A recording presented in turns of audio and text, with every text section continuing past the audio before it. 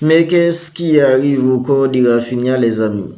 Je me demande qu'est-ce qui arrive au corps de Rafinha, c'est ce que j'aimerais savoir. Parce que les garçons connaissent simple maintenant. Le mec, il n'arrive pas à enchaîner 3 mois de compétition sans se blesser. Et en fait, si ça continue comme ça, ce sera vraiment compliqué en fait dans la présence de Rafinha au sein de l'effectif du Barça pour la saison prochaine. Ben, on y est les amis, petite vidéo pour revenir sur toutes les dernières nouvelles actualités du côté de Barça. Parce que les gars, il y a pas mal d'infos pertinentes qui sont sorties et dans cette petite vidéo, on est là pour essayer ensemble de voir tout ça. Si ce n'est pas encore fait, abonnez-vous à la chaîne, activez la petite cloche des notifications pour ne pas manquer toutes les dernières vidéos. Lâchez les petits likes qui aident au référencement. Sans plus tarder les amis, c'est parti. On commence par Hansi Flick et son staff ont envoyé aux joueurs du Barça un mini plan spécifique de pré-saison avant le début de l'entraînement le 13 juillet. L'objectif est d'activer le muscle, améliorer le cardio et de renforcer les zones clés avant les premiers doubles en session d'entraînement. Alors, on est tous d'accord que le style de jeu de l'entraîneur comme Hansi Flick, c'est un style de jeu qui se base sur beaucoup en fait d'engagement. Parce que les gars, c'est un pressing de tous les instants. Pour que les joueurs soient aptes physiquement à faire un pressing de tous les instants, il faut qu'ils soient en forme physiquement. Et pour qu'ils soient en forme physiquement, les amis, il faut que la pré-saison du bassin en fait en soit bien fait. Et voilà pourquoi en fait Hansi Flick et son staff, ils ont pris le temps de préparer en fait un mini plan spécifique de pré-saison. Ils ont envoyé ça aux joueurs du Barça avant le début en fait de l'entraînement le 13 juillet prochain. Parce que les gars, 13 juillet prochain, c'est la date à laquelle en fait le Barça reprendra l'entraînement. Les joueurs qui sont à la Coupe du Monde ne seront pas présents. Bien, tous les joueurs qui ne sont pas concernés à la Coupe du Monde, qui n'ont pas été appelés en fait pour la Coupe du Monde, ils seront tous présents en fait pour reprendre l'entraînement le 13 juillet prochain.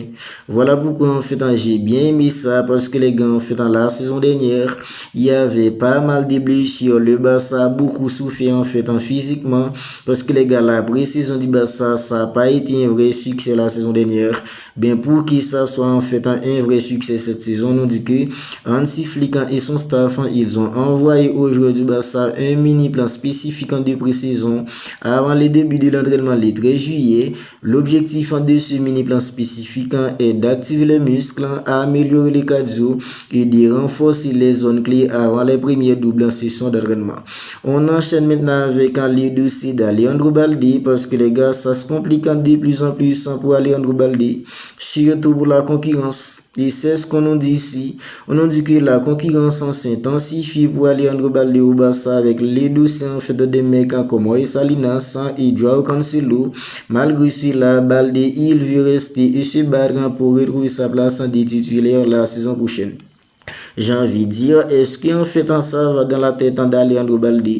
Voilà la question que je me pose à présent les amis, parce qu'on est tous d'accord que la saison dernière, Balde il a été tout simplement médiocre tout au long de la saison. La saison d'Alejandro Balde, ça a été tout simplement chaotique. Et c'est du début à la fin les amis. Il n'y a pas un seul moment en fait sur la saison dernière où on peut dire Balde il a été au niveau.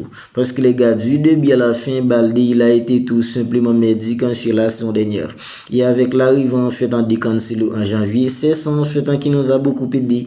Si le Barça n'avait pas recruté un mec comme Cancelo en janvier, je me demande comment le Barça allait faire en fait sur le côté gauche. Parce qu'il y a en fait pas mal de blessés. Balde il était blessé au-delà en fait des songes qui étaient tout simplement médics. Il était blessé en fait au-delà de tout ça. Voilà pourquoi en fait l'arrivée de Cancelo, ça a été tout simplement un bouffé des frais en fait pour l'équipe. Maintenant Cancelo il est là, il peut jouer en tant qu'arrière gauche. D'ailleurs c'est lui en fait qui a occupé le côté gauche depuis en fait en janvier dernier jusqu'à la fin de la saison. Le Barça s'intéresse à Salinas maintenant. Balde, la concurrence s'intensifie pour lui.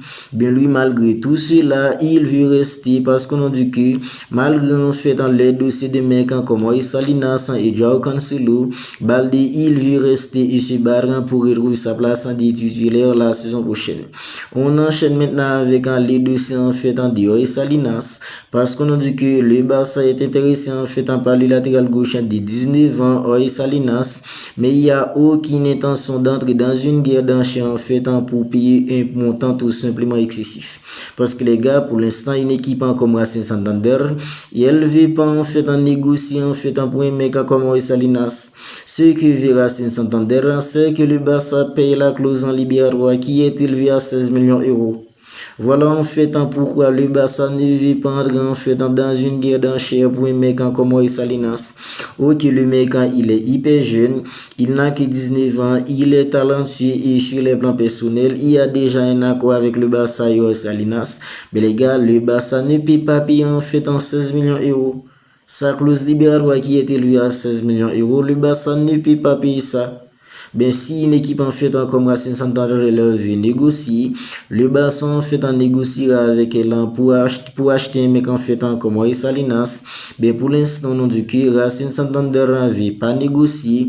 Tout ce qu'elle lui en fait, c'est que le Barça paye la clause libératoire d'Oy Salinas qui est élu pour l'instant à 16 millions d'euros. On enchaîne maintenant avec le dossier d'Andreas Christensen parce que les gars, hier, on nous avait dit qu'il y avait un accord trouvé entre le Barça et Andreas Christensen pour une prolongation de contrat. Mais malgré en fait l'accord qui a trouvé entre le Barça et Andreas Christensen en fait pour cette prolongation de contrat jusqu'en 2028, on a dit que les gars, le Barça et Andreas Christensen ont conservé une clause qui leur donne en fait les droits de mettre fin à l'opération contractuelle si l'un des deux en fait n'est pas satisfait après la fin de la saison 2027. J'aime ça les amis. J'aime ça. Et pourquoi j'aime ça? C'est parce que les gars, Christensen c'est un mec qui est jamais présent. Le mec, il passe beaucoup plus de temps à l'infirmerie en fait que sur le terrain.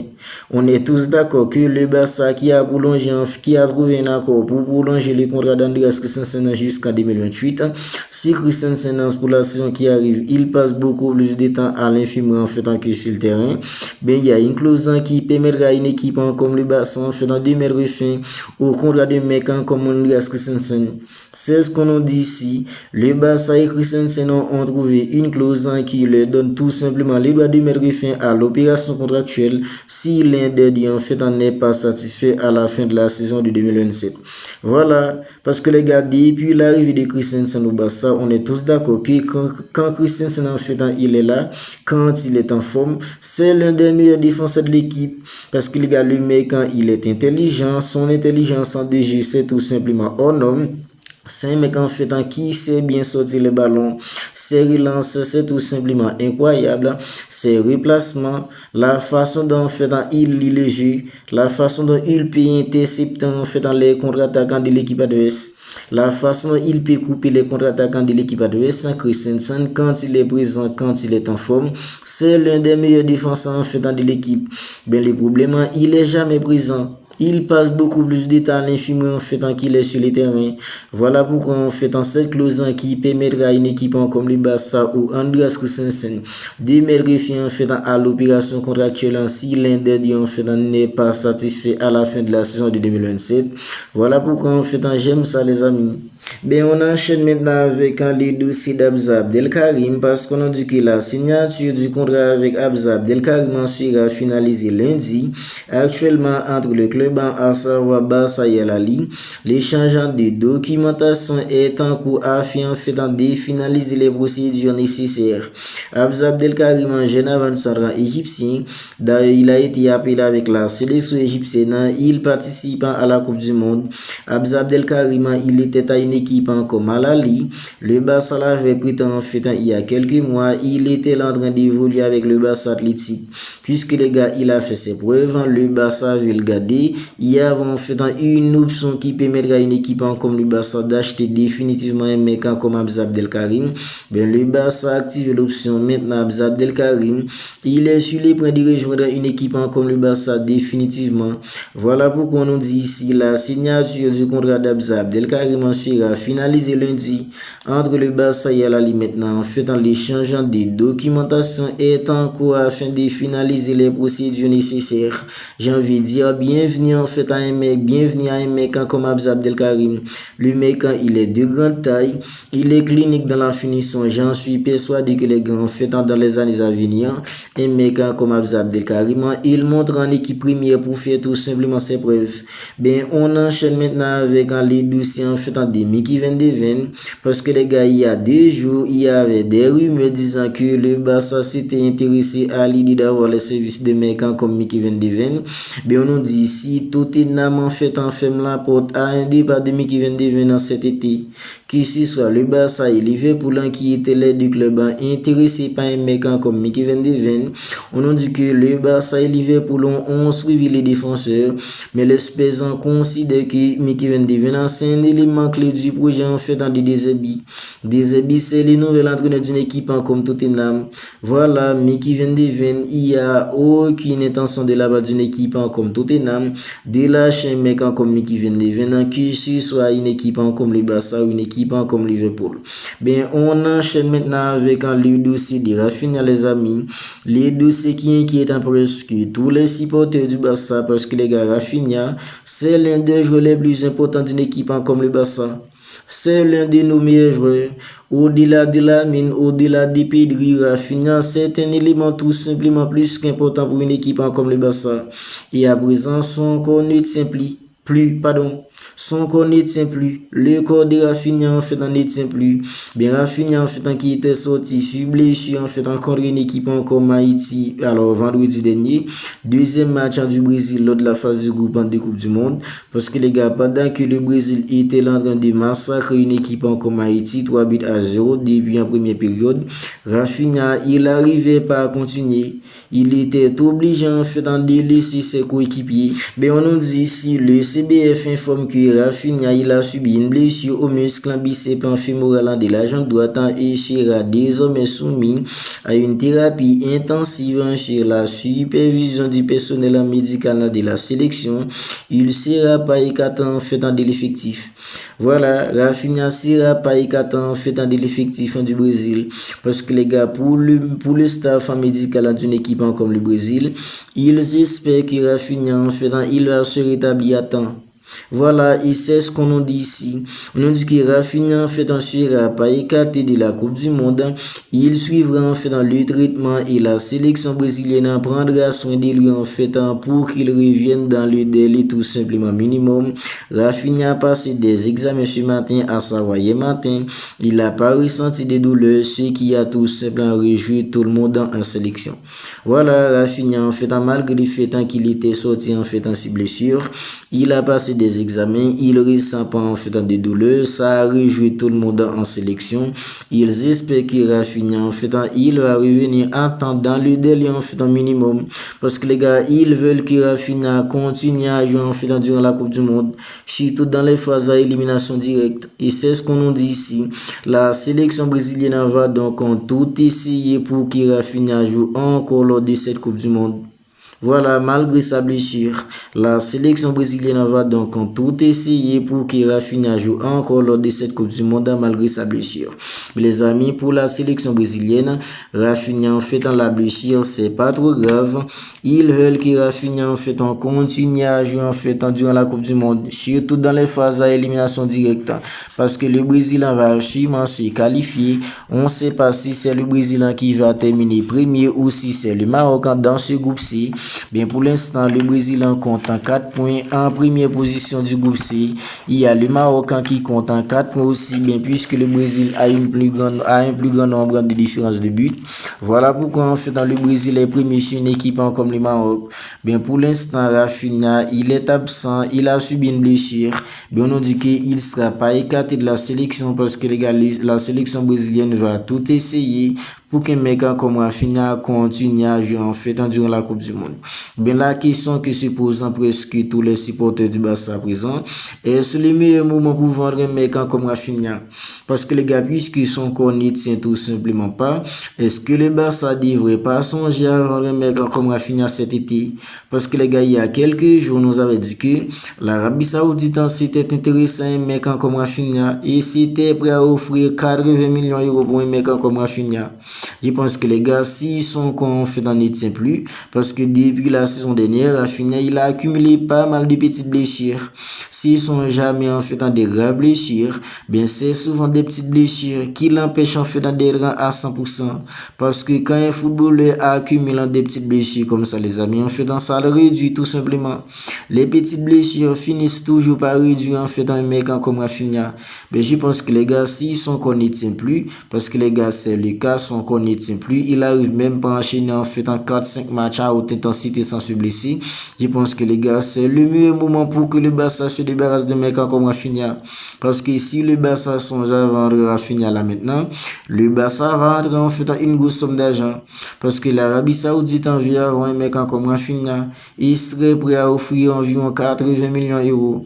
Et si le Barça négocie, ça pourrait en fait arriver à 100, 110, 115, même 120 millions d'euros. Dans ce cas, je pense que les gars, c'est ce qu'on fait dans le bon moment pour vendre les mecs comme Rafinha. Parce que son qu'on fait dans ne tient plus. C'est pas parce qu'en fait Rafinha il est pas important, mais c'est justement parce qu'en fait son qu'on ne tient plus. Parce que Rafinha, son c'est léger. C'est un mec en le sur léger de Rafinha, ça se base en presque tout le temps sur des points. Rafinha, il est presque tout le temps l'entrée en fait dans des pointés. Parce que les gars, Rafinha, c'est lui qui lance toujours le pressing d'une équipe comme le Barça. Rafinha, il dégage en fait dans beaucoup de sérénité, il fait beaucoup de courses sur le terrain. Voilà pourquoi en fait quand il n'est pas à 100%, il ne peut pas faire toutes ses courses. Voilà pourquoi en fait s'ils sont qu'on ne tient plus, ben le Barça doit se débarrasser de lui. Même si on aime Rafinha, ben on devrait songer que les gars, puisque Rafinha son qu'on ne tient plus, si le Barça peut se débarrasser de lui là maintenant et rendre une grosse somme d'argent, ben le Barça doit le faire. Ben on enchaîne maintenant les amis avec McBenal. McBenal qui a été interrogé en fait en Chine, mais qu'il voudrait pas affronter, un joueur qu'il voudrait pas affronter en fait dans sa vie, il a dit que c'est Julian Alvarez. Alvarez, le mec qui veut une équipe comme le Barça. Un mec en fait comme McBenal, on lui a dit en fait en quel joueur il voudrait pas affronter un jour. Il a clairement dit un mec comme Alvarez. Et on lui a aussi demandé un joueur qu'il voudrait signer pour une équipe comme le Barça. Sans hésiter, il a répondu encore Alvarez. Ça se voit que les gars en fait pas mal de joueurs du Barça, ils aimeraient bien voir Alvarez en fait en débarquer au Barça cet été. Parce que les gars, il y a un mec comme Pedri, il y a un mec comme McBenal, les deux là en fait pour eux, ils aimeraient tous voir en fait Alvarez débarquer au Barça. Parce qu'on a demandé à McBenal à quel joueur il voudrait pas affronter, il a dit en fait Alvarez. Quand on lui a aussi demandé en fait en quel joueur il voudrait signer pour une équipe comme le Barça, sans hésiter, il a encore répondu en fait Alvarez. Bien, enchaînons maintenant avec Marcos Llorente, le coéquipier en fait d'Alvarez à l'Atlético Madrid. Marcos Llorente, le latéral d'une équipe comme l'Espagne, il est à la Coupe du Monde. Bien, il a été interrogé en fait sur la possible arrivée de mecs comme Alvarez au Barça. Lui, les amis, il est tout simplement clair. Il a répondu clairement, il a dit que Alvarez soit censé qui lui apportera en fait le plus grand bonheur. Le plus de bonheur, qu'Alvarez fasse en fait ainsi qui lui apportera en fait le plus de bonheur. Et en tant qu'ami, je le soutiendrai. Si seulement l'Atlético Madrid pourrait penser en fait comme Marcos Llorente, les amis. Si seulement l'Atlético Madrid pourrait penser comme Marcos Llorente, les dossiers Alvarez serait beaucoup plus facile pour une équipe comme le Barça. Ce serait beaucoup plus facile pour le Barça à boucler les dossiers d'Alvarez. Si l'Atlético Madrid pensait comme un mec comme Marcos Llorente. Mais les gars, on est tous d'accord que Alvarez, il est la cible principale du Barça en fait pour renforcer l'attaque. Mais si toutefois qu'il en fait dans l'accord avec Alvarez, ça n'aboutirait pas, on nous dit que Deco, il a tout simplement d'autres noms sur sa liste. Parce que les gars, en fait, ce que veut le Barça, c'est recruter un mec comme Alvarez. Il y a déjà un accord en fait de principe entre le Barça et Alvarez. Il y a déjà un accord en fait sur le plan personnel. Il y a déjà un accord entre le Barça et Alvarez. Maintenant, c'est l'Atlético Madrid qui complique tout parce que l'Atlético Madrid refuse en fait de négocier. Bien, au cas où on fait l'accord avec Alvarez, ça ne se réalise pas. On nous dit que Deco, il a des noms en fait sur sa liste. Et parmi ces noms, il y a des noms en fait comme Guirassy. Il y a des noms en fait comme Benjamin Sesko. Il y a aussi des noms comme en fait Etaï Young. Mais je vais vous le dire franchement les amis, parmi tous ces trois noms, il n'y a aucun en fait qui me convient. Il n'y a aucun en fait qui me convient pour l'attaquant du Barça la saison prochaine.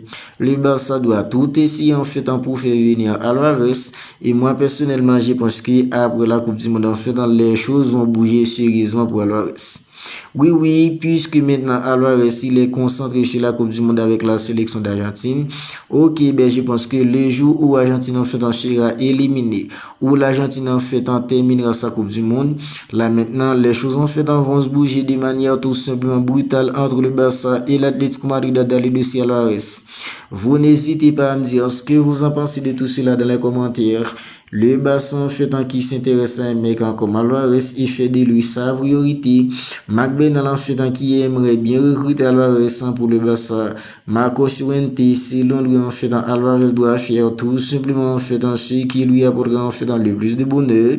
Si la vidéo vous a plu, n'hésitez pas à la liker, n'hésitez pas à la commenter. Si ce n'est pas encore fait, abonnez-vous à la chaîne, activez la petite cloche des notifications pour ne pas manquer toutes les dernières vidéos. Lâchez les petits likes qui aident au référencement. D'ici là les amis, je vous dis prends bien soin de vous et on se capte bientôt pour une autre vidéo.